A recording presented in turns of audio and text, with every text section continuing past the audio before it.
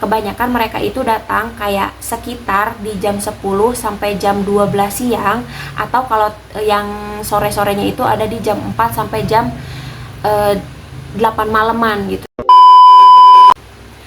Halo, balik lagi di channel YouTube aku seputar keuangan. Nah, di video kali ini aku bakal ngasih tahu, mungkin kalian juga udah kebanyakan udah pada tahu ya. Jadi kapan sih DC Shopee Pay Later dan DCS pinjam itu datang nagih ke kalian atau ke kita gitu ya. Nah, jadi karena aku juga pernah pakai gitu ya, pernah pakai Shopee Pay Later dan Shopee S pinjam, jadi beberapa kali sempet cari tahu juga. Nah, kalian kalau mau tahu lengkapnya, kalian bisa klik nanti link beritanya. Aku ngambil dari CNBC Indonesia. Nah, jadi kapan waktunya? Nah, yang pertama, DC hanya akan datang di jam kerja. Jadi mulai dari jam 8 pagi sampai jam 8 malam, hari Senin sampai Sabtu. Kalau hari Minggu atau hari libur nasional, mereka tidak diperbolehkan untuk melakukan penagihan. Nah, itu ya yang pertama. Terus yang kedua, DC hanya akan datang ke alamat yang kalian daftarkan sebagai alamat penagihan. Jadi misalkan pas kalian daftar Shopee Pay Later atau S pinjam, nah, misalkan kalian ngedaftarin alamat penagihannya tuh rumah, ya udah si DC akan datang ke alamat rumah. Tetapi kalau kalian ngedaftarin alamat penagihan itu misalkan ke tempat kerja atau ke kantor kalian, ya dia pasti nagihnya datangnya ke kantor, gak akan mencela-mencela dari misalkan meskipun si DC ini ataupun si Shopee ini nyimpen gitu ya alamat kantor kalian gitu. Nah, tapi kan alamat penagihannya rumah, ya mereka bakal datangnya ke rumah gitu, ditugaskannya nagih ke rumah gitu. Jadi gak usah khawatir nanti tiba-tiba datang ke kantor, enggak ya, selama kalian masukin alamat penagihannya rumah, ya mereka datangnya hanya ke rumah aja gitu. Dan yang ketiga, seberapa lama dia bakal datang, si DC ini bakal datang nagih. Nah, jadi kalau sesuai aturannya, mereka didatangin DC itu hanya setelah nunggak lebih dari 90 hari atau 3 bulan. Tapi di daerah tertentu kayak di pusat kota ya, Jabodetabek khususnya, itu kayak ada yang telat 1 bulan aja udah didatengin gitu. Jadi semuanya tergantung kebijakannya gitu.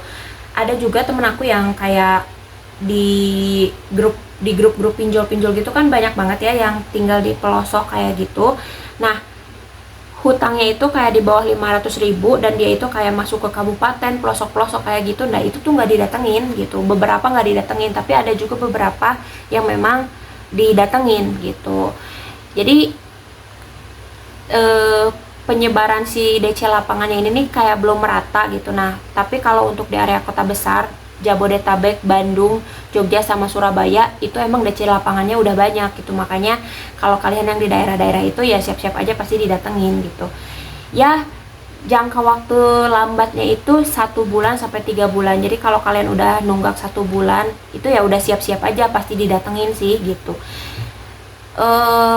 Kebanyakannya ini dari aku ngambil informasi dari grup-grup pinjol kayak gitu. Nah, kebanyakan mereka itu datang kayak sekitar di jam 10 sampai jam 12 siang, atau kalau yang sore-sorenya itu ada di jam 4 sampai jam 8 malaman gitu. Nah, si DC-DC itu biasanya kerja nagih-nagihin itu tuh kebanyakan itu di siang-siang gitu, karena kalau di malam apalagi ke pelosok kayaknya jauh lebih riskan ya si DC-nya juga. Jadi kalian ya kalau udah lewat dari 1 bulan, apalagi udah lewat dari 3 bulan, ya persiapkan diri aja karena pasti didatengin sih. Soalnya DC Shopee Pay Later dan S pinjam itu udah mulai banyak tuh DC lapangannya gitu. Apalagi kan mereka tuh kerjasama dengan pihak ketiga gitu ya, jadi udah makin banyak aja gitu DC lapangannya gitu. Nah, kalau pas hari H kejadian kalian itu didatengin sama DC lapangan itu, yang pertama kali kalian lakukan ya persilahkan aja mereka menagih kalian, karena kan itu bagian dari konsekuensi karena kita minjem gitu ya, karena kita minjem duit atau kita pakai pay later Shopee gitu. Nah, persilahkan aja, jangan panik, kalian jangan panik, jangan menunjukkan ya bertanggung jawab ya harus gitu ya. Tapi kalau misalkan memang tidak ada, belum ada gitu duitnya, ya tunjukkan aja itikat baik gitu ya. Jangan kayak jadi berantem gitu kan, nanti jadinya udah jadi drama gitu, duit tetap harus dibayar kayak gitu ya. Jadi pas kejadian itu kalian jangan panik, jangan melakukan perlawanan yang berlebihan juga ya. Posisikan diri sebagai yang punya hutang kayak gitu, dan gak usah gali lubang tutup lubang juga. Jadi kalian ya udah gitu, kalau galbay tapi ya tetap diprioritaskan pas kalian punya uang, sisihkan untuk bayar hutangnya kayak gitu ya. Jadi tetap utamakan, prioritaskan untuk dibayar hutangnya sedikit-sedikit gitu, walaupun memang telat-telat dan ya jauh gitu, jauh banget jatuh temponya gitu ya.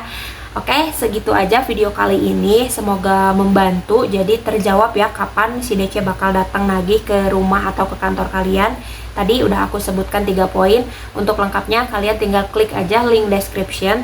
Aku sertakan link berita dari CNBC yang udah aku ambil. Terima kasih sudah menonton, jangan lupa komen, like, dan subscribe.